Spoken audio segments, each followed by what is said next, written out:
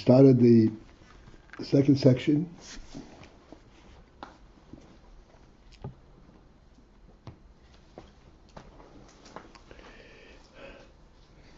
And we are talking now about Oyer ha-Ein Sof.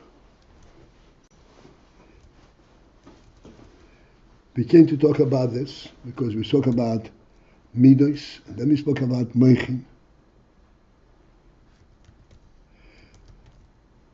And we said Midos are intended, and they come complemented only when they have a target where they are applied. Mochin are completely satisfied even if there's no external effect. It's only internal for oneself. Nonetheless, we said that mochin also serve a purpose on the outside, because the presence of mochin provides the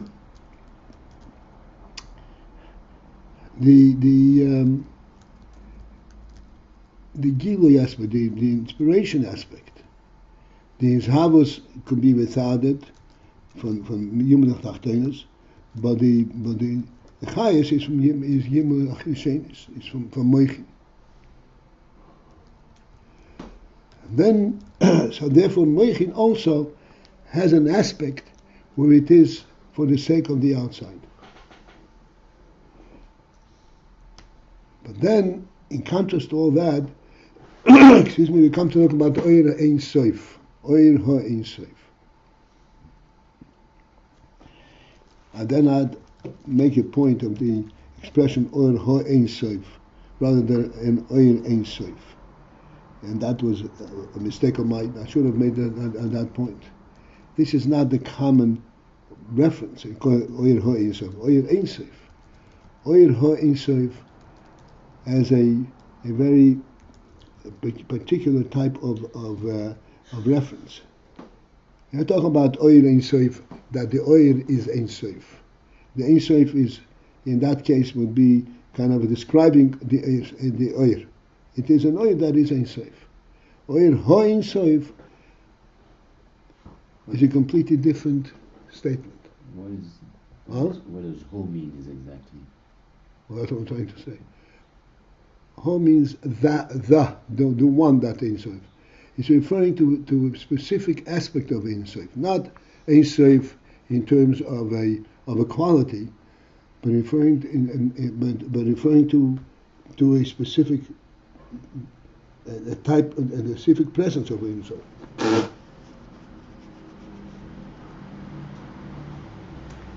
Oyer ha-Ein Sof means the Oyer Ein Sof.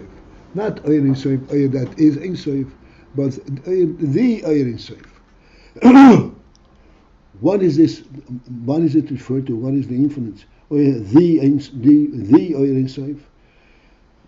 That refers to a specific Oyer, not an Oyer that has a quality of Ein Sof, but a specific Oyer. What is this specific Oyer? This specific Oyer is, as we started saying in here, this is the Oyer that is present only to be megala de etzem.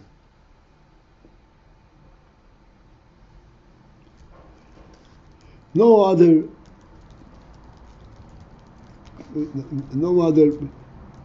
consequence of the Oyer Ein Sof, of this Oyer ha-Ein Sof, this Oyer Ein Sof. It is to be megala de etzem, not to have any other effect. And the Rebbe goes on to explain, using mashalim as we have to, like the appearance of something or the color of something. When the appearance and the color do not have a function of their own. The whole meaning of this appearance is that it reveals to you the presence of the etzem. And the color likewise. There is not a functional aspect brought through by this. And then it goes on further and says this is in contrast. What I'm trying to explain to you is in contrast to the light of to the shine of the sun. The sun, the sun. Why do I need to contrast it? It's a completely different thing. It's not really different because the Ziv HaShamesh, the shine of the sun, is also uniquely united with the sun. It cannot exist for an instant without the sun's presence. It is the sun's presence that is shining. And not only that, as a matter of fact, it is extremely similar to what the sun itself is. The sun itself is behiri, is bright, and so too is this oil that emanates from it, is also bright. It is bright because the sun is bright, not because it has its own functional brightness. Does this or have a reference to the light of the first day? Well, we're going to come to that. Oh, okay. Right, we'll come to that.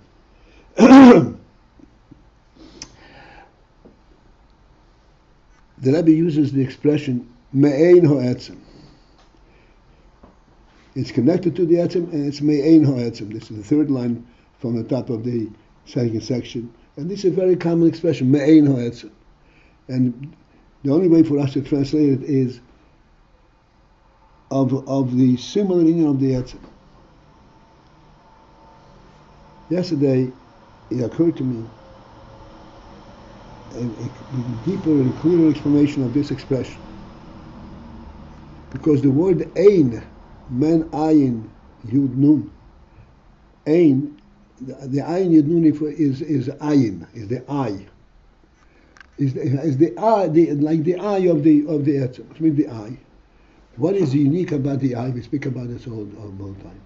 The eye has the quality, the function of sight, the koyach of the ear. And we speak many times, sight is a unique kind of koyach.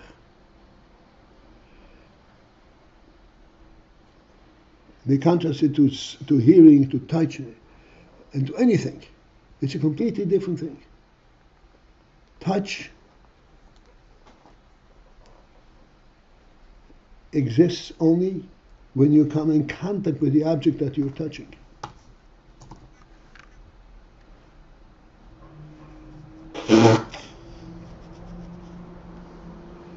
In other words, the object that you're touching. Sorry, we're talking about sight because we're talking about me'ayin ha-etzem. Me'ein ha-etzem. Me'ayin ha-etzem, which literally means from or part of etzem. But here we're... No, doesn't mean that. Me'ein ha-etzem is of the essence. The similarity of the etzem. Similar to the etzem. Would be the regular meaning, but we're digging into how it relates to the eye, Okay, from the word eye. Right, I'll tell you explain. The meaning of me'ein ha-etzem remains the way we translated it. Mm. The question is why the expression ein? How is that fit with the eye? Uh-huh.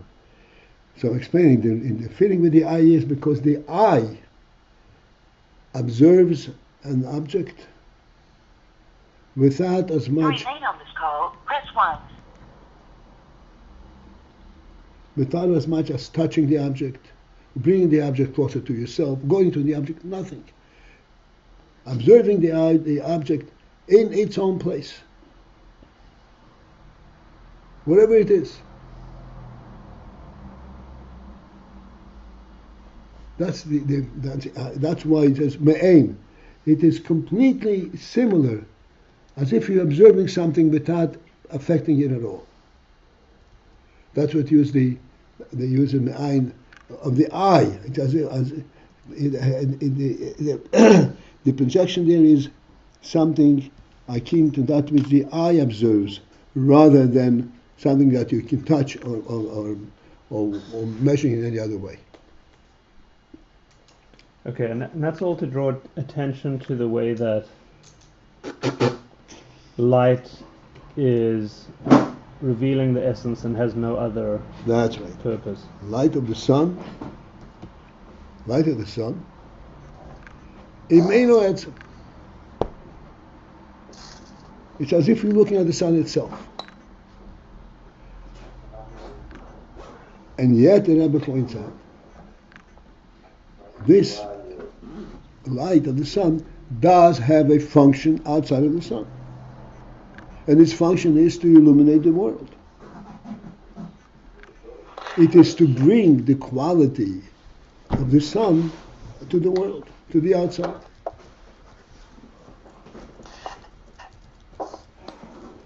Therefore, it has a distinct function from the etzem.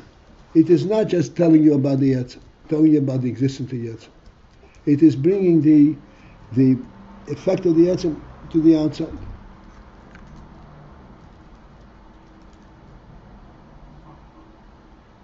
What is that? It has a distinct function, and that is its mission. It's representing the sun. It's bringing the sun to outside of the sun. Bring the effect of the sun to outside of the sun. It is not bringing the sun, it's bringing the effect of the sun to outside of the sun. Not just telling you the sun is there. It has a separate aspect to it.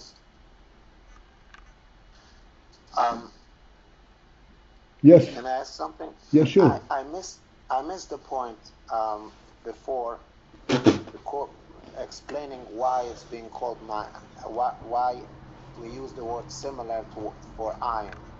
Oh, because so AYIN. Okay. I explained.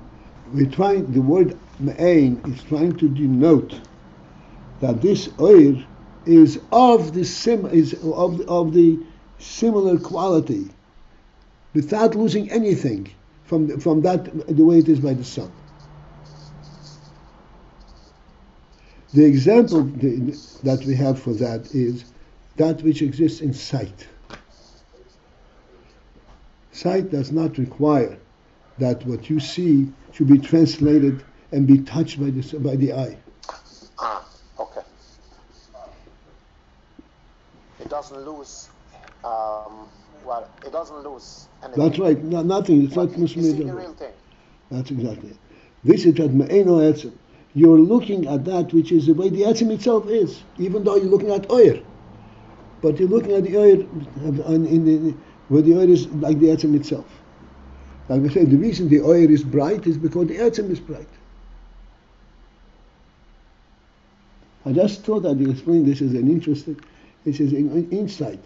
We use the word me'ain because me'ain has the function of the eye. Okay, enough.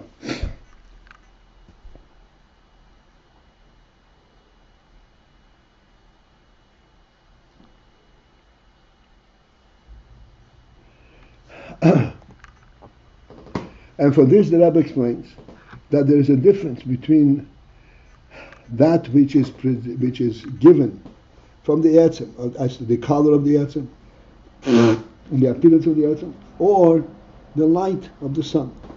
Although the light of the sun is also completely connected to the sun, the etzem. Nonetheless, and therefore, the oil hashemesh, despite the fact that it is me'ain hashemesh, it has a function of its own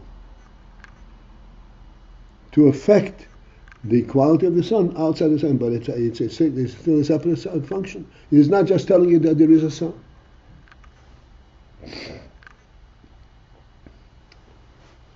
And now we're going to start inside, and we are going to start 7 lines from the top.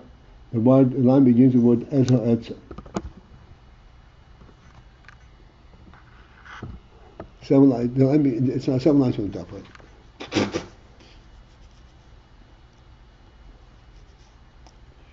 V'hadugma, further inside this line. V'hadugma b'zel l'mayla. The similar union of this, the way it is l'mayla. Again, we have to not lose focus that we are trying to identify the principle of Oyer ha-Ein Sof. The Oyer Ein Sof. The Oyer Ein Sof is the Oyer. The reason it's Ein Sof is because it represents Atzmos, not because it's created such an Oyer.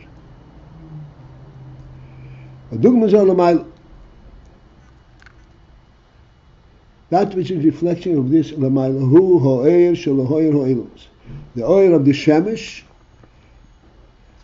Lamayla, is approximated in the Oyer that comes L'Ha'er Ha'ilus to illuminate the world. Shegam Kim Yuchad ha-etzem, where that Oyer which comes to illuminate the world is also Miyuchad ha-etzem, is also united with the Etzem.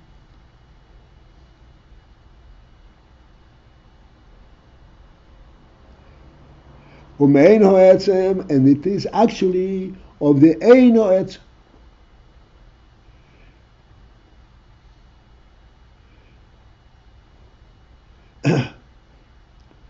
Of the reality of the Etzem itself. The reason it is there is because the Etzem is there. This is why the Soir is there. But yet still, we have to understand this principle. Its inyan and its function and its purpose, what it stands for is lahoyer, to illuminate. Therefore, it has a presence besides and outside of the Etzem. It is not only pointing to the Etzem, it is telling you of a function that the Etzem can affect. Avol atzmos ha'oir, but the Etzem of the oir, atzmos ha'oir, the atzmos, the essence of the oir. We'll try to, at this point, we'll have to get into, understand what the inference over here is. The Etzem of the oir, atzmos ha'oir. Even the word atzmos is a little different than Etzem. I will continue that for a moment. Atzmos ha'oir hu rak. It is only bivchinas gilui. It is only the aspect of gilui. Gilui means revelation, revealing the presence of the Atzem. It is bivchinas gilui. It is in gilui status. It is not in a bechina of function. It is in the bechina of revelation. We explained yesterday the principle of revelation. Revelation means you do nothing to that which you're revealing. You're just taking away an external blockage. And then you're showing the way a thing is in reality to itself. So Atzmos ha'oir is only bibchinas gila me'ha'etzem.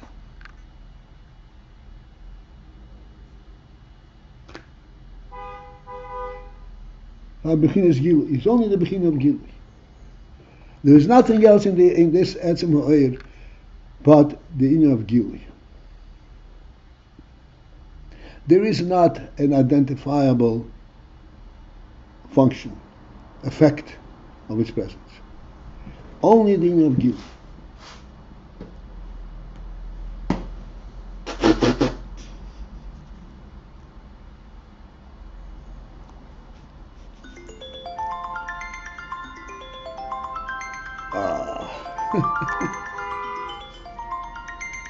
You must have gone away.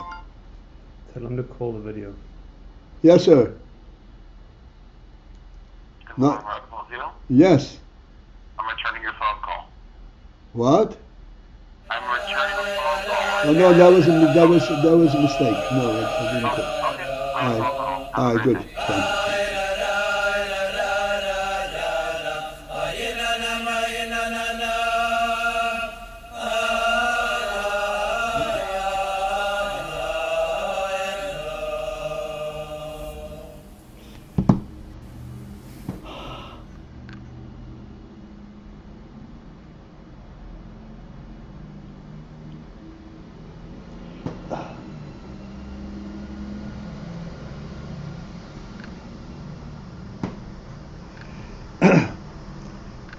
Again, we are identifying all the nuances in the expressions, and we will continue to do that to the extent possible.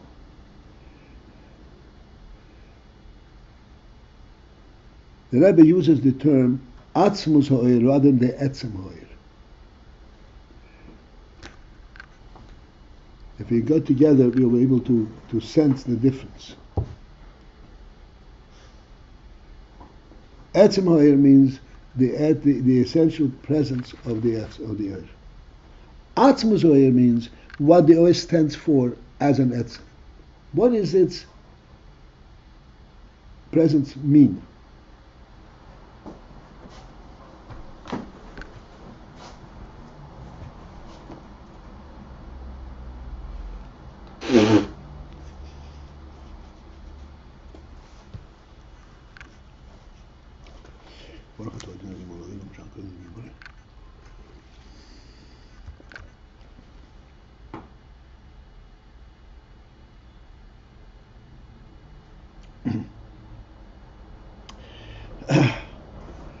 The atzmus, the presence of the oyer, is rag bivchinas gilui, is only in the realm of gilui, of revelation.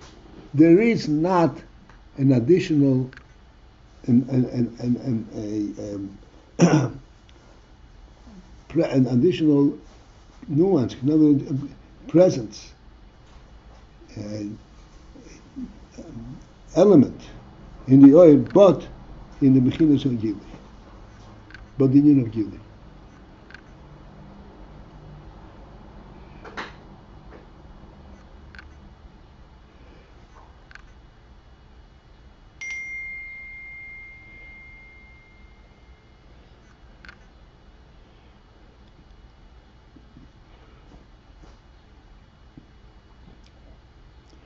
All it has is the Gilui aspect. I mean, Bechinas Gilui.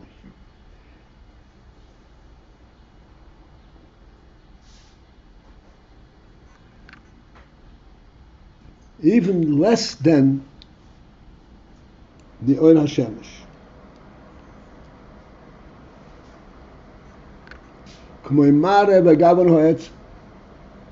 Like in the case of Mara, the appearance and Gavan and the color of the Yetzir.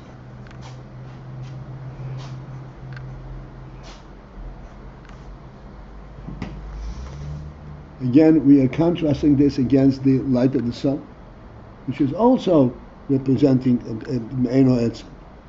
But there it has an effect, its presence has an effect. And the union of its being there is the effect that it brings. Whereas the Gavan, the color of the object, has no function but to reveal the Etzem.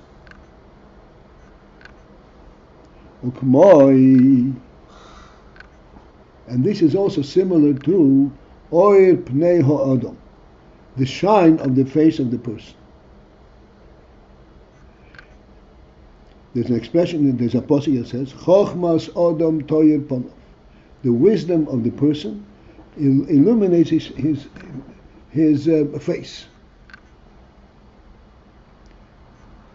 Which means, She'oir Chochmasai, where the light of his Chochmah, the effect of the presence of his Chochmah, Nikor B'ha'aras Panav, is recognizable B'ha'aras Panav in the shine of his face.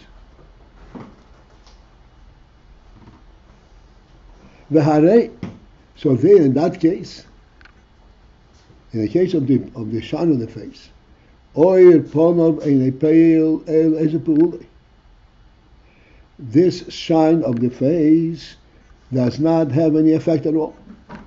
It does not tell you what the Chochmah is.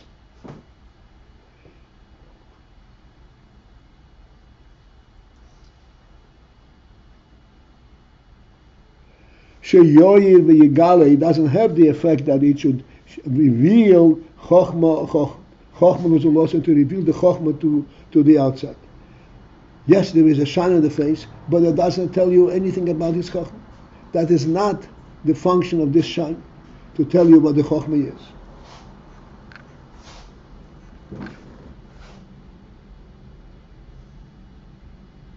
Rak, the only presence of this shine of the face is shemoire, that it points, it's indicative.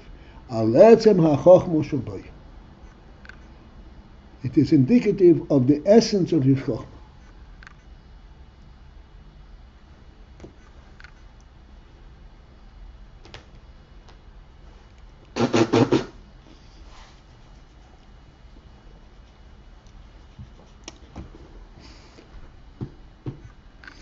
Let us try and understand this, at least identify what the Rebbe is saying.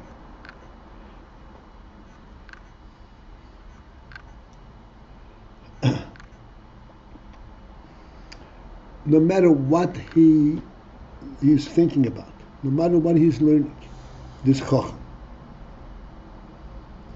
when he reaches to the core point of the Chochmah that he is identifying, his face shines up.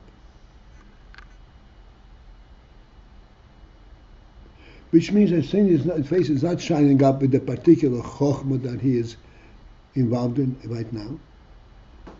It's shining up with the essential element of Chochmah. He has reached the point, and the point brings a shine in his face.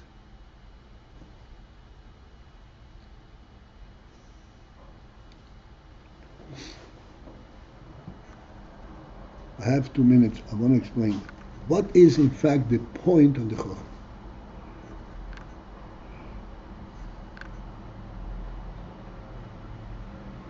This is important for us because there is Chochmah in the world also. It's a completely different Chochmah.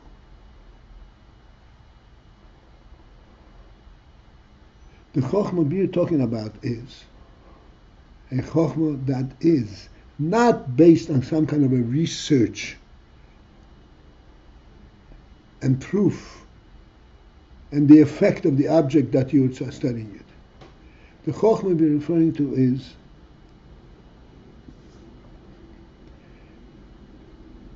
the truth behind this Chochmah. It would behoove us for us now to identify the word truth.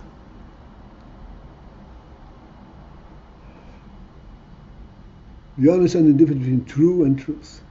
True is an adjective. It describes an object, a thought that says this is a true statement. Truth is a reality in itself.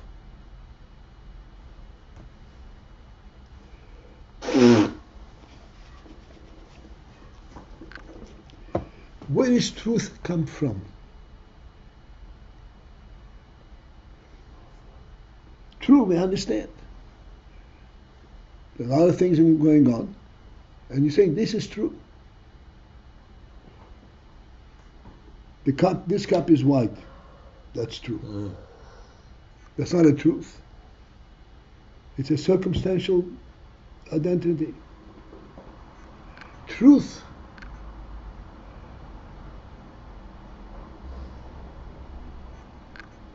is referring to something that is true in and of itself, in itself.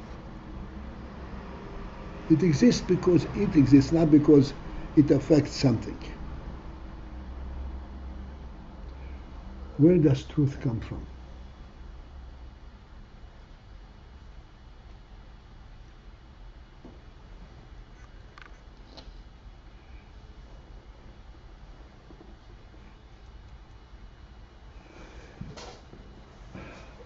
In a brief statement, in a pointed statement, truth comes from the Creator. There is not a truth within the world but the truth of the Creator.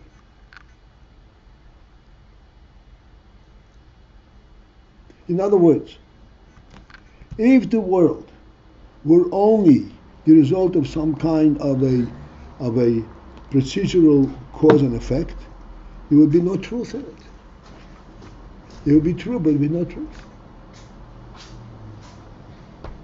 It does not exist because of its own truth. It exists because of some causes that brought it about. Truth exists only because the world was created by the Creator and it was initiated by Him. There was no solicitation, there was no cause, there was no need for it. It didn't come as a response to any anomaly. This means truth. This truth is ultimately the real basis of Chokhmah.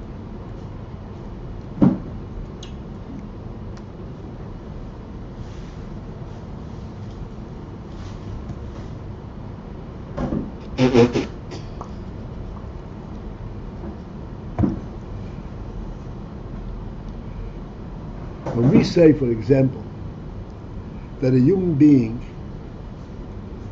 the Gemara says, a person who eats in a disrespectful manner is called doimah lekelev, is likened to a dog, alluding that the person, when he eats, he should eat differently.